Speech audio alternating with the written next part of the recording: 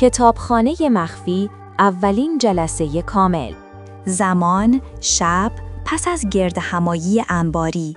موقعیت، کتابخانه مخفی آرینل. قفسه‌های بلند پر از کتاب‌های ممنوعه و اسناد جعلی تاریخی. نور چراغ‌های قدیمی گرم و متمرکز است. گروه وارد می‌شود. تورین بلافاصله به سمت قفسه‌های مهندسی و آرشیو خطاها می‌رود.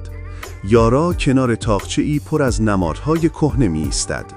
بریگ نزدیک در می‌ماند، چشمش به ورودی‌ها. ساینا میز را مرتب می‌کند. آرینل از پشت میز با آرامشی که اقتدار می‌تاباند: خوش آمدید. اینجا ایمن است. هرچه نیاز دارید پیدا خواهید کرد. تورین با چشمانی گشاد از حیرت: این گزارش فنی شورای مهندسی سال 20 است. اما تو کتابخانه مرکزی گفتند وجود خارجی ندارد. آرینل: بله، چون شورا تصمیم گرفت که BA بودن سیستم مهمتر از صادق بودنش است. هلیوس آرام از سایه ها پدیدار می شود. یارا کمی به او نزدیکتر می شود. هلیوس با صدای پرطنین: آنها نه تنها خطاها را پاک کردند، بلکه امکان خطا را از ذهن شما پاک کردند. شما حالا فقط می توانید چیزی را تعمیر کنید که از قبل شکسته تعریف شده باشد. ولی اگر کل جهان خودش یک تعریف شکسته باشد، چطور می توانید آن را تعمیر کنید؟ تورین چشم در چشم با هلیوس، با نشان دادن شکاف بین تعریف و واقعیت، با داده، با اندازه‌گیری. هلیوس با لبخندی مرموز: و اگر واقعیت خودش یک داده جعل شده باشد، آن وقت چه چیزی را اندازه می‌گیریم؟ مهندس جوان. ساینا با اشتیاق کتابی قطور باز کرده. اینجا ثبت وقایع روزانه یک نگهبان قدیمی. او می‌نویسد که چگونه برای پاک کردن یک حادثه به منطقه‌ای فرستاده شده. او نمی‌داند حادثه چه بوده، فقط می‌داند که باید همه چیز را به حالت طبیعی بازگرداند. این شبیه یک دستورالعمل سیستماتیک است، نه یک اتفاق. آرینل با غرور پنهانی به دخترش نگاه می‌کند. دقیقاً این یک الگو است و الگوها از یک منطق مرکزی پیروی می‌کنند. بریگ با صدای پایین اما واضح: تورین اینجا بوی خطر می‌دهد، بوی کاغذ کهنه و اسرار قدیمی. تورین: اما بوی حقیقت هم می‌دهد.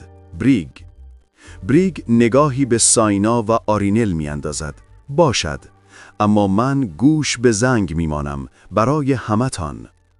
در نگاه بریگ چیزی بیش از محافظت از تورین است، یک حس قدیمی از تعهد به چیزی بزرگتر. اما او چیزی نمیگوید. و در آن کتابخانه زیر نور چراغ‌های زرد حلقه‌ای مخفی متولد شد. نه با سوگند و شعار، بلکه با سکوت‌هایی پر از فهم مشترک. هر کس دلیل خودش را داشت. آرینل برای انتقام از دروغی که به عمرش رنگ زده بود. تورین برای حل بزرگترین معما. هلیوس برای یافتن منبع نور گم شده. یارا برای فهمیدن ریشه خوابهایش. ساینا برای کنار مادر بودن و در عین حال تاریخ را آنطور که بوده ببیند. بریگ برای وفاداری و شاید چیزی بیشتر. آرینل: پس از تقسیم کار ما هفته‌ای 3 شب اینجا ملاقات خواهیم کرد، شب‌های فرد. این نظم هم برای پیشرفت کار ضروری است، هم برای امنیت. بریگ با اطمینان: من مسیرهای ورود و خروج رو چک می‌کنم. هر شب الگو نباید تکرار بشه. هلیوس: با تایید. 3 عدد خوبی است، نه کم نه زیاد، بین بیخبری و آشکاری. زمان: 6مین جلسه شبانه 2 هفته پس از تشکیل. موقعیت: کتابخانه مخفی. اسناد بیشتری روی میزها پخش شده. هوای اتاق سنگین از گرد و غبار کهنه و انتظار است. ساینا با چشمانی از حیرت برگه پوستی را بالا گرفته، صدایش لرزان.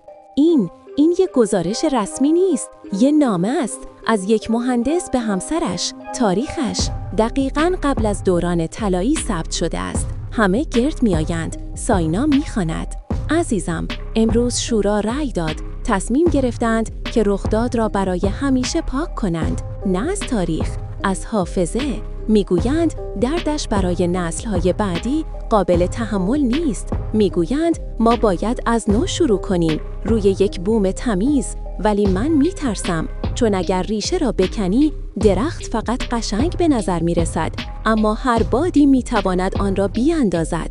سکوتی سنگین فضای کتابخانه را گرفته. آرینل با چشمانی درخشان از پیروزی: پس دلیلش این بود. آنها نمیخواستند ما کامل باشیم، میخواستند ما بیخبر باشیم. ترس محرک این کمال دروغین بود. تورین با ذهن تحلیلگر: رخداد باید یک فاجعه سیستمی در مقیاس کلان بوده باشد، یک فروپاشی. آنها نه تنها آن را پنهان کردند، بلکه کل سیستم جدید را طوری ساختند که هرگز نتواند فرو بریزد، با حذف هر گونه تغییرپذیری. هلیوس با آرامشی عمیق: آن درخت هنوز ایستاده است، ولی ریشه‌هایش در تاریکی دور آن رخداد دفن شده. ما باید به سراغ ریشه برویم. یارا با آشفتگی، خوابهای من، آن زن گریان، شاید او از رخداد می‌گریسته. ساینا به مادرش نگاه می‌کند. این یعنی تمام تاریخ ما یک واکنش ترس‌آلود بوده؟ آرینل: بله، و حالا ما باید انتخاب کنیم، در ترس آنها بمانیم یا با حقیقت آنها روبرو شویم. بریک که ساکت در گوشه ایستاده بود، ناگهان صحبت می کند. روبرو شدن با حقیقت یک فاجعه. خودش ممکنه فاجعه جدیدی بسازه. همه به اون نگاه می کنند. بریک ادامه می دهد: اما اگه این درخت واقعاً ریشه دوانده، بهتر خودمون آگاهانه اون رو قطع کنیم تا اینکه یک روز روی سرمون بیفته. من هنوز با شما هستم، فقط حواستون باشه که دارین با چی بازی میکنین. و در آن شب هدف متولد شد: پیدا کردن ماهیت رخداد. آنها دیگر فقط منتقد نبودند، شکارچیان یک روح تاریخی شده بودند. این کشف هیجانی خطرناک در رگهای گروه تزریق کرد. نوری که حالا می‌دیدند آنقدر جذاب بود که سایه‌های عمیق‌تر را نادیده می‌گرفتند. تصمیم تمرکز بر یافتن هر اشاره‌ای به مکان، ماهیت یا فناوری مربوط به رخداد. این آنها را به در می‌رساند. هر کس در نگاهش ترکیبی از ترس، اشتیاق و عزم را دارد، حتی بیریگ. آشپزخانه. ساینا چای درست می کند. آرینل می ایستد و نگاه می کند. آرینل آهسته: پدرت می گفت تو قوی تری. ساینا: هرگز از او حرف نزدی. آرینل: درد داشت و من می‌خواستم همه دردها را پاک کنم. اشتباه کردم. ساینا فنجان را به او می‌دهد. دست‌هایشان لحظه‌ای تماس پیدا می‌کند. سردی چینی، گرمی دست‌ها. ساینا: حالا؟ آرینل در چشمانش دردی قدیمی. حالا دیگر کار از کار گذشته.